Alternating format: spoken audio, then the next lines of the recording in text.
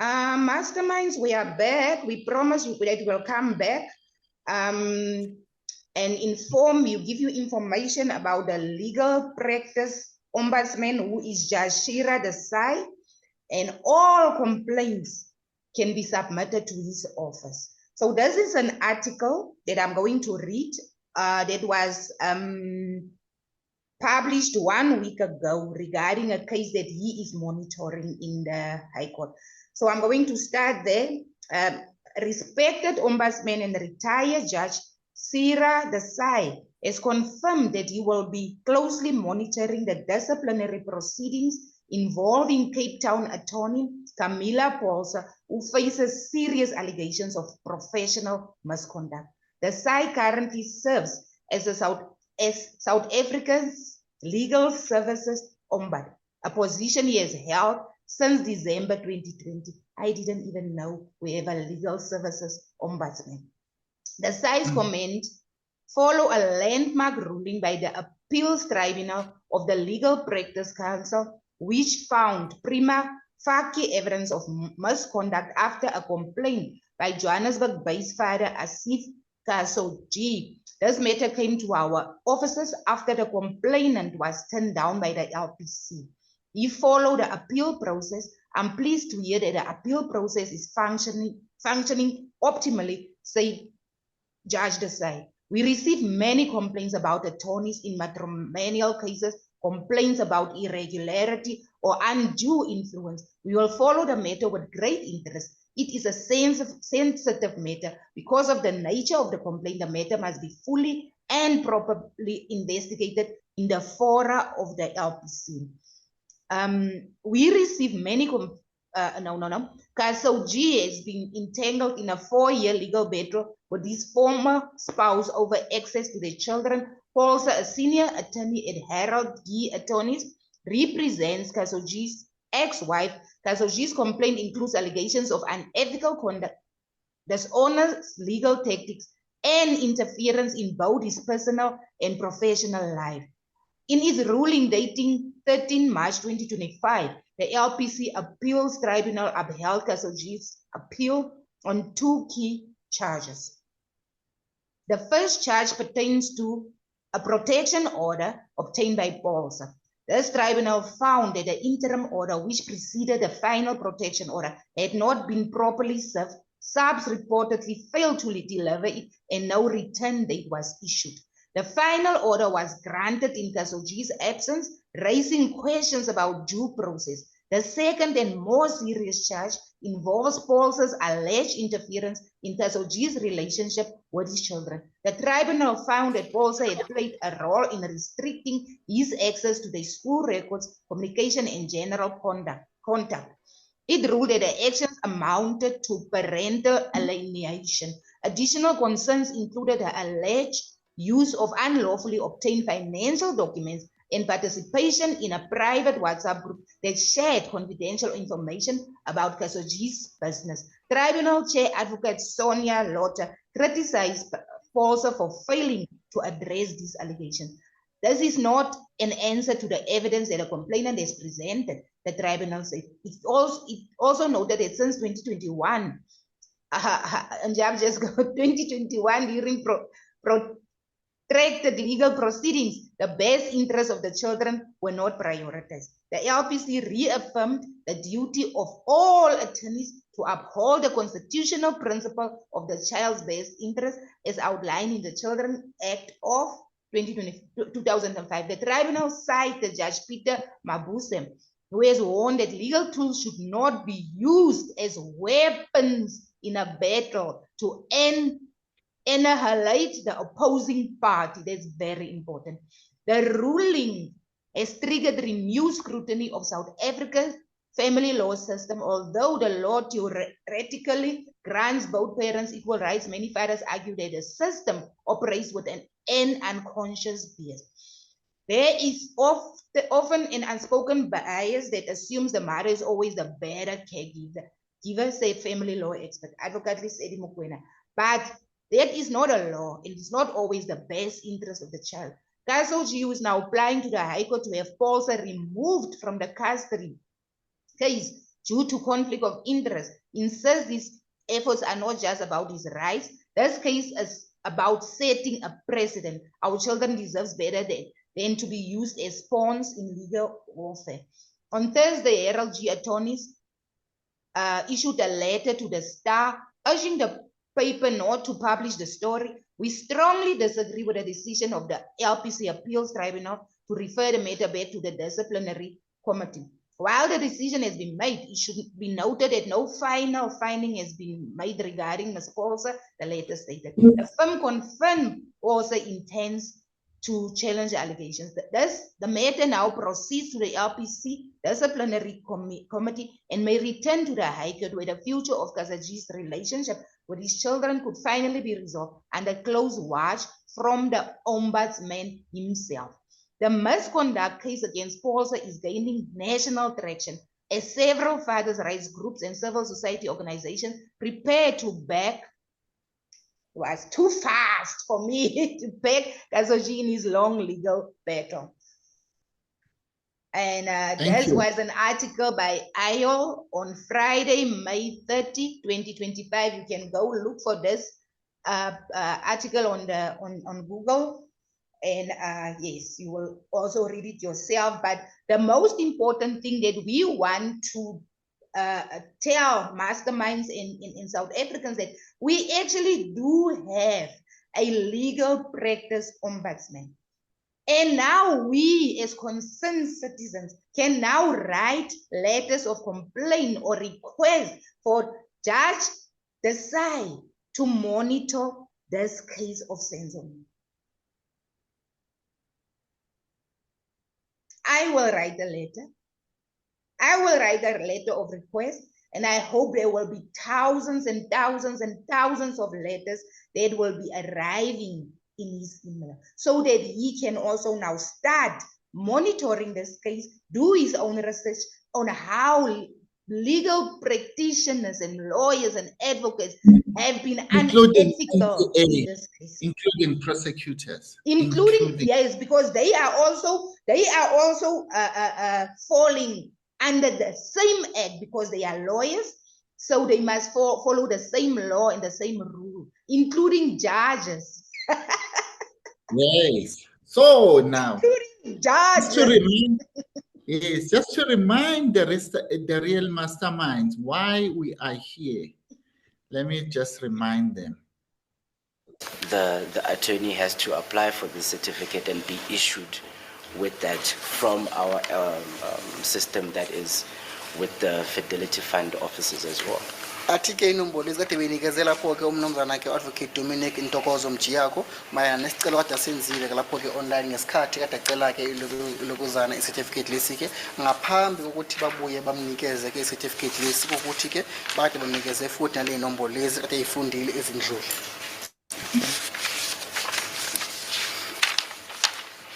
If I can ask you then to turn to exhibit Y in brackets 2 on page 3 of the bundle. It's a letter dated 9 December 2024. It's addressed to the state. All right. This is a letter dated 9 December 2024, addressed to Advocate G.D. Baloyi, which states the following. I hereby confirm to the records held by the Legal Practice Council, Advocate Dominic Ntokozo Mjiyako was admitted as an attorney by the Gauteng Division Pretoria of the High Court of South Africa on 26 March 2012. He was granted permission by the Legal Practice Council to convert his enrollment as an attorney to that of an advocate practicing without a trust account on the 6th July 2021. So, those are a few things that are important because people, they are still believing that LPC, you see, LPC in that letter dated the 9th of December, they are confirming that Mchiako is an attorney admitted in 2012. Now, 2010, Mchiako starts working for SAPS. Tell me, within the police, where do you save your articles, your publish, while he was employed by the police? Not that I know of. There's usually police officers. When they obtain their degrees, they will just go and work usually in legal services without obtaining articles. If you have to obtain your articles, you must resign. Yes. Is what happened. No, he was a captain. Yes, he was a captain. So I don't get that process. What is it that they're talking about there? Fine. They're saying that he was given a status to be an advocate in 2021 who can operate without a trust account. Now, remember, 2021, this thing starts in 2020. Yes. So now, if he was only admitted in 2021, how possible could he have? Would not, and they mentioned without a trust account. How possible? You know, a client without attorney, advocate without a trust fund cannot be in contact, or the clients cannot contact him directly. Everything must happen. Send it, please call me.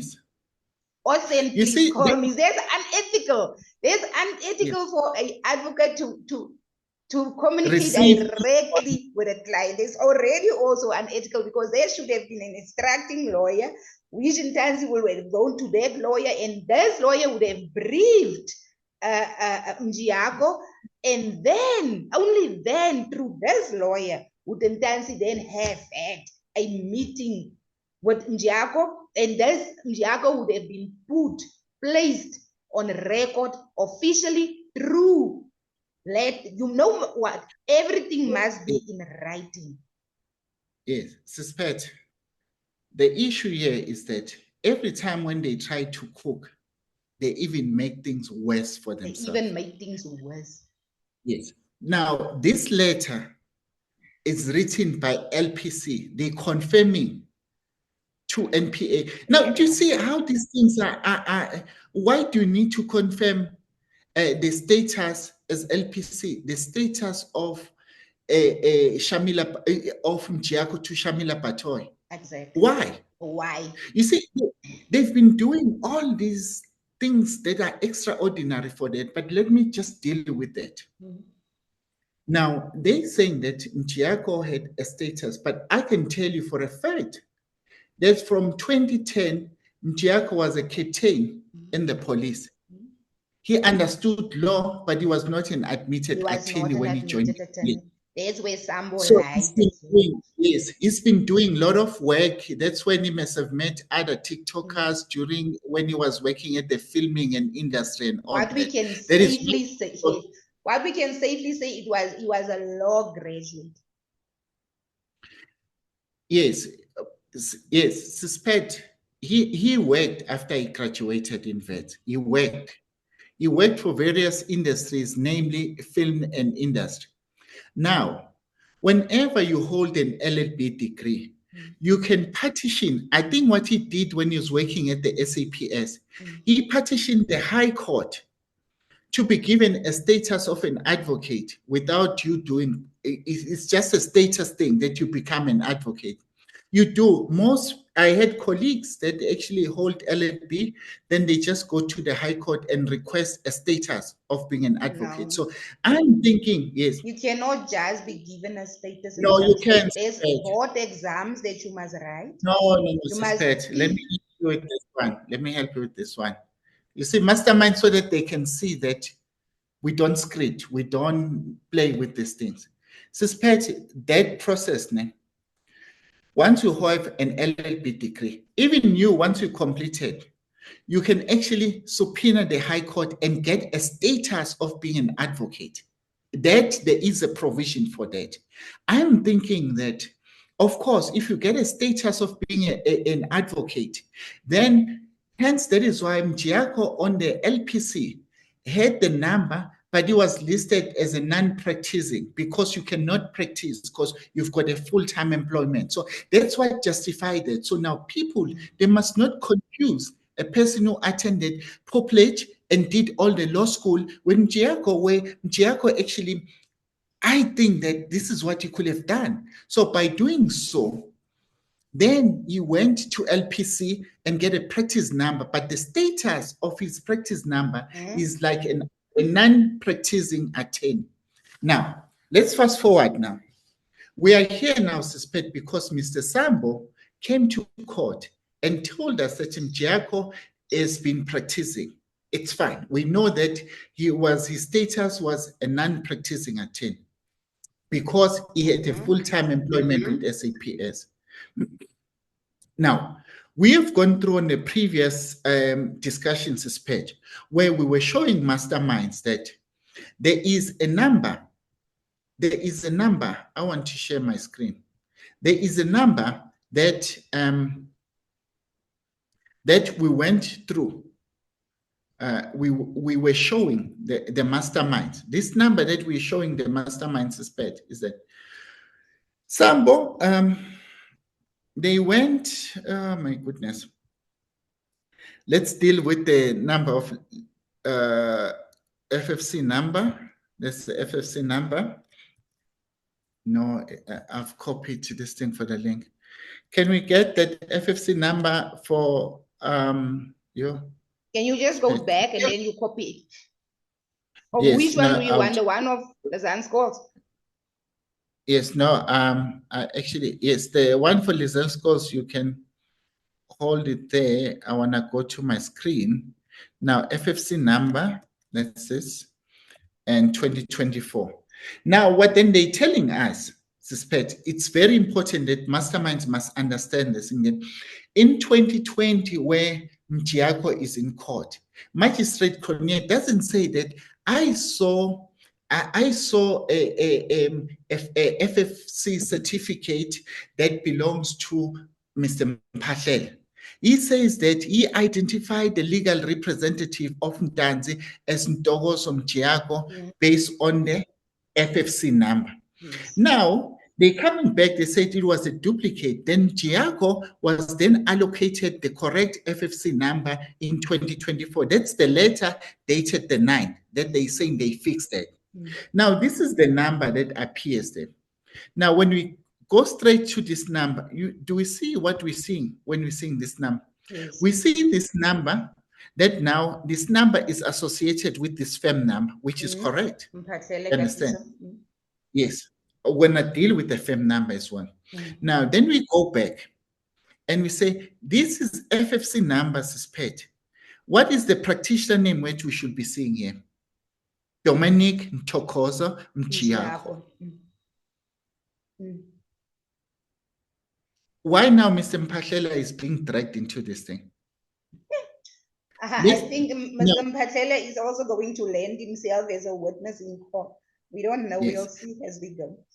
And then let's see now the validity of this FFC. You see now, it's on. Now, how is it possible that an FFC is not valid for the full term? Yes. Because according to the regulations, that FFC number is valid for 12 months. How can this one only be valid until October? Yes.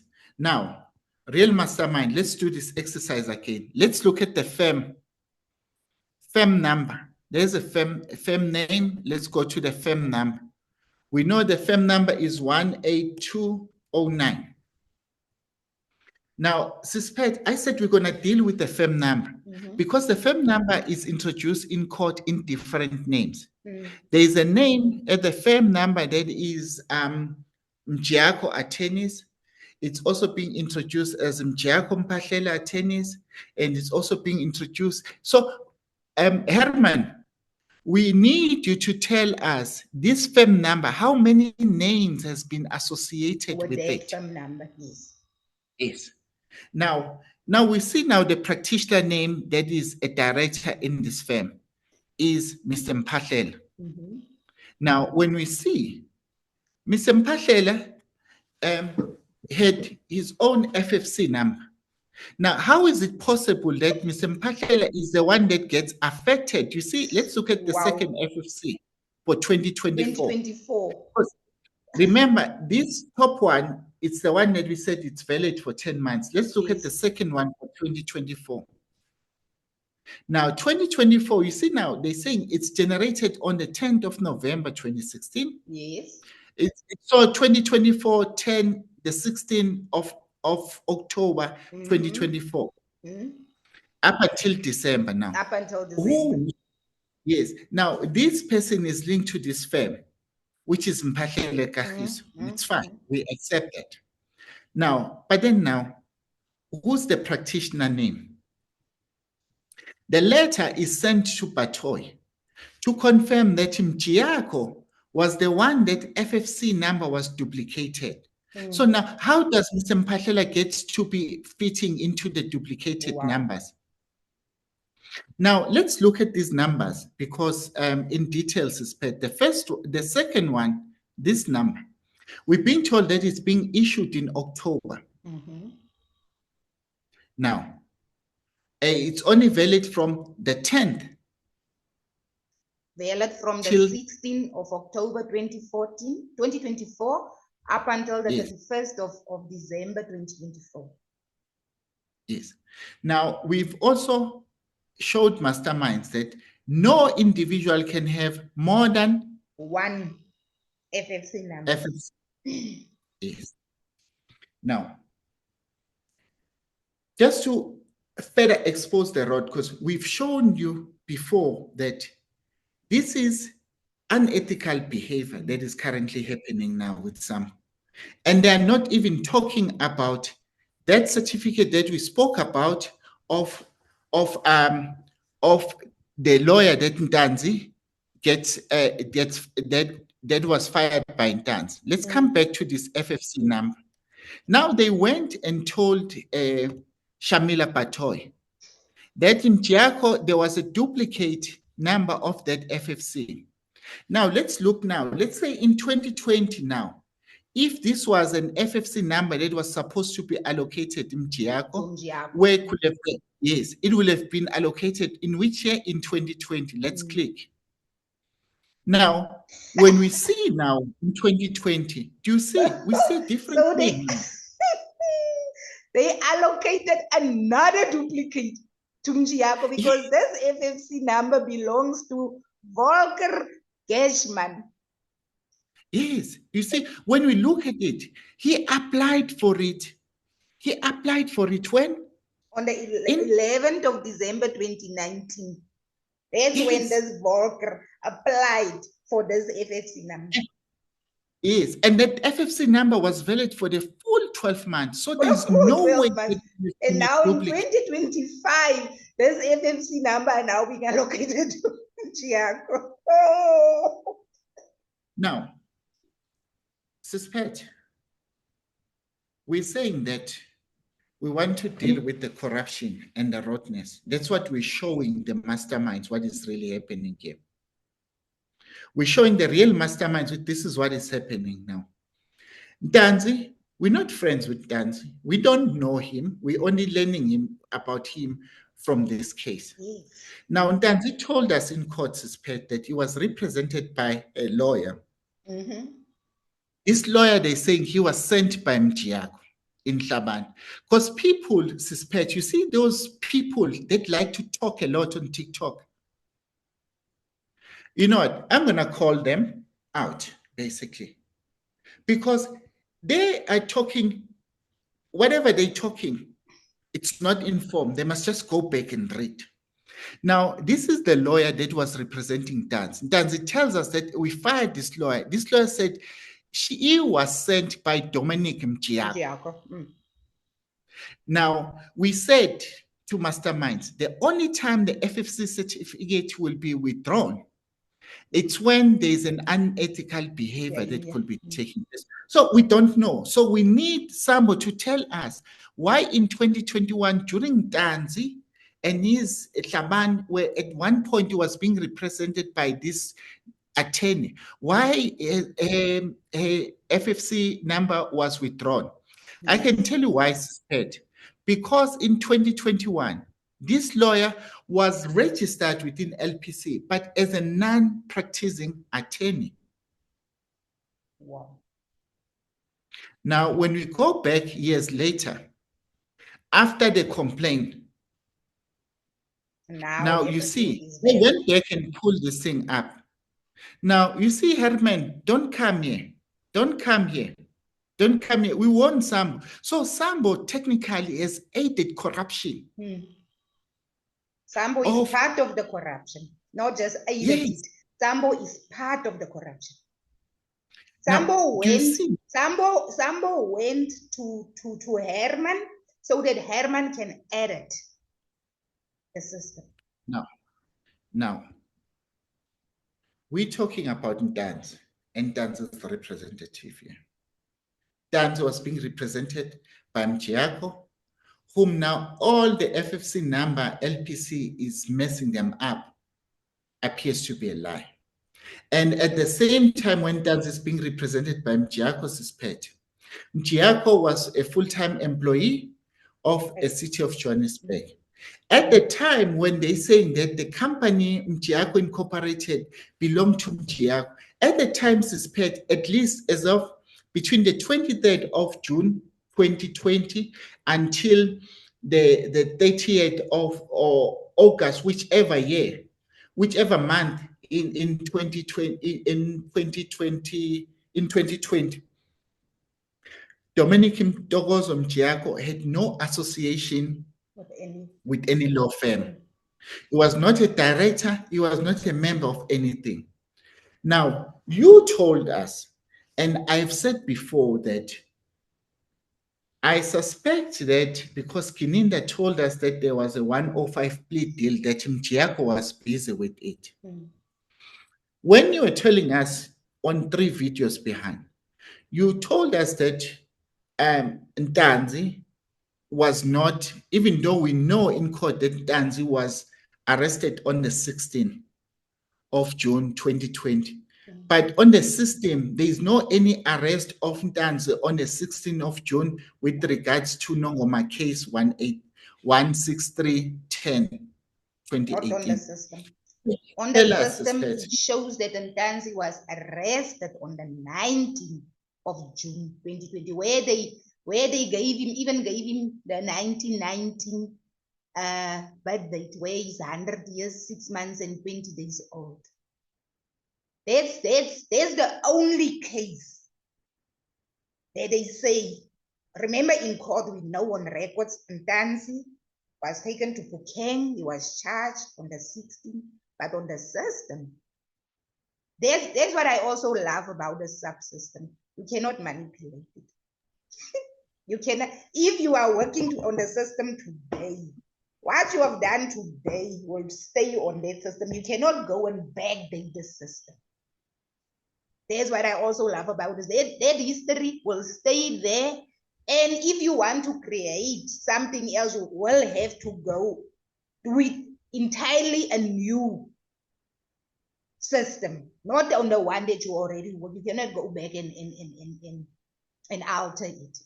So according to the subsystem, Ntanzi was only arrested. And according to the subsystem, the crime that he was arrested for was committed on the 19th of June 2020 at 22:45.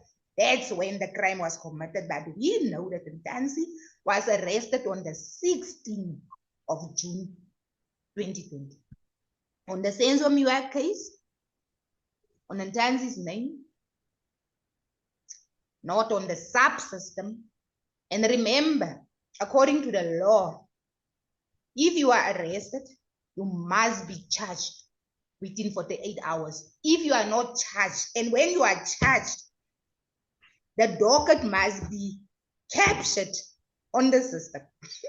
When you are charged, you hear what I'm saying? When you are charged, the docket must be captured on the system within that 48 hours. If the docket is not captured on the system, that docket cannot be prosecuted at court. That means that you will never charge if the docket with your name is the suspect is not captured on the system within 48 hours. That means you will never charge. They cannot come and say, no, we wrote your name here, we charge you on paper. Actually, they are writing a docket. When they are charging you, they are writing a docket.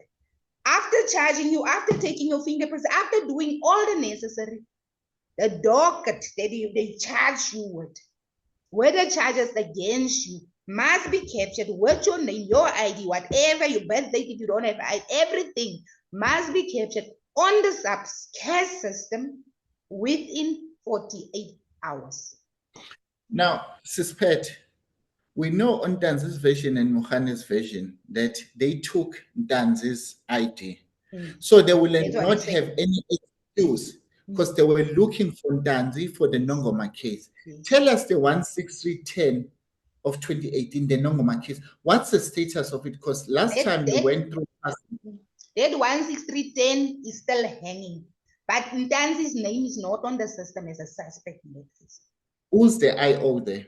The IO is a Captain DT Khumalo, which is the real blood brother of General Khumalo of Crime Intelligence. And wait. Remember, that's the same information that Mgomezulu brought in court. And then the court and the judge went, AWOL says, no, Mgomezulu, you're bringing the information. They are surprised because this case is sensitive, is intelligently driven. Now so is a sensitive. This brother of Khumalo are working. They were part of the political killing testing. I come back since the Mayor case. No, come back. They were part of the political the political killing testing. They were recently disbanded by the minister. The brother of General Khumalo is the one who is the investigation officer in that Nongoma case.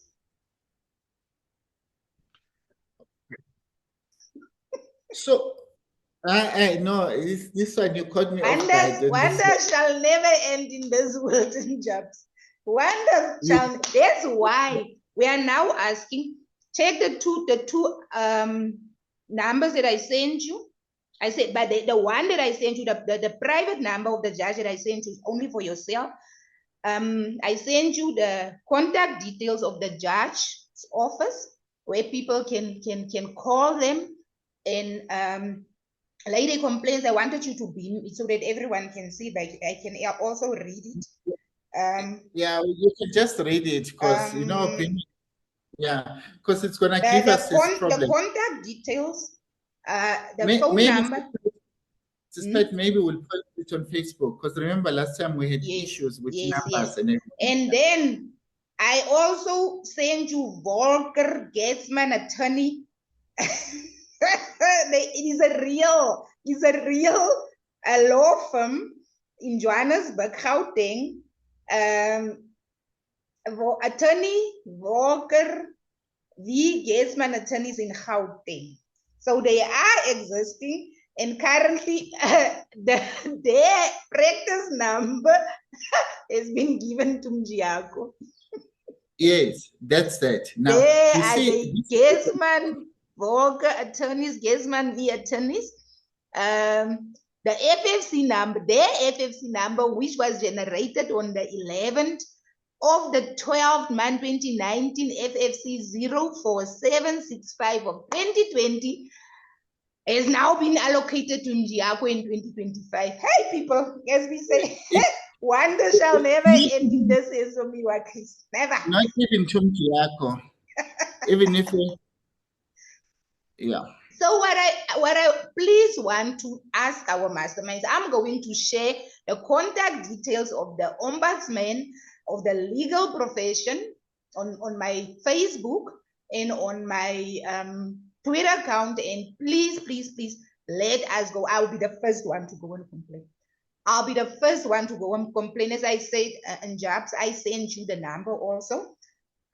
we as masterminds will set the trend and we will submit our complaints so that their judge can please, as the ombudsman, come and monitor the sense of your case. We must also submit our complaints regarding the attorneys, the unethical conduct of the attorneys, the corruption that has been committed by officials of LPC, corruption that has been committed by NPA, and even the conduct of the judge in the sense of your case. I think if we can now, all of us, send our complaints to Judge Sira Desai, something will happen. I believe so. Yeah. No, thank you. Thank you so much, Sispet. I mean, this is a journey that we know that it has a risk. But when you are passionate about educating people, it's one of those things that keeps us strong, that keeps us going. We get harassed every now and then until you start to think that why now my things starting to operate differently. Yes. But then because we know that we're trying to educate people, because at least the judge always like to quote Mandela. Yes. We know that paraphrase quote says, never and never, never again. So whatever is happening to these 5 accused, we must never allow it to happen again. What is happening to the Meiwa family, we must never allow it to happen again. Whenever any injustice that is taking place in South Africa, we must never allow it to happen again. Thank you. Njabs, when I was prosecuted for crimes I never committed, I made a promise. I was prosecuted for crimes I never committed. I made a promise that I will not allow anyone else to go through the hell that me and my family went through.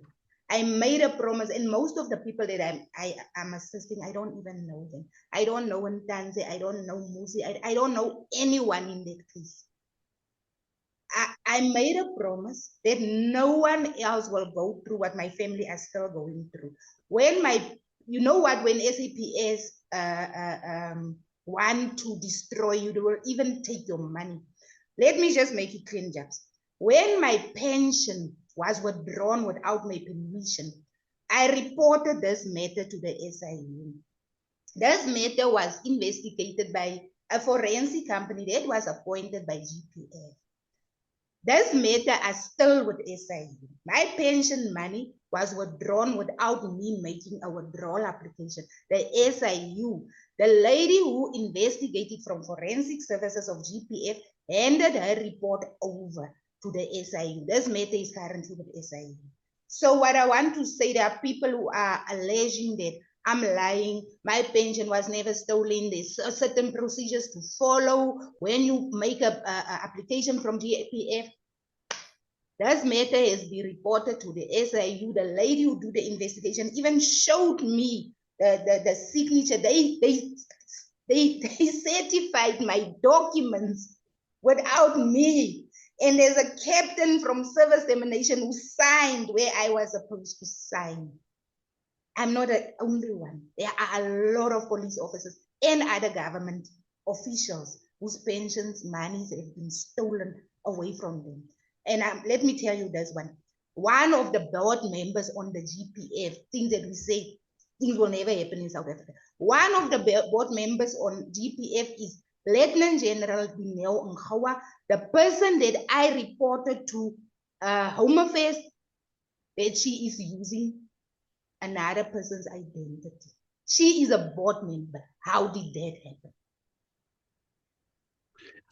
No, I think that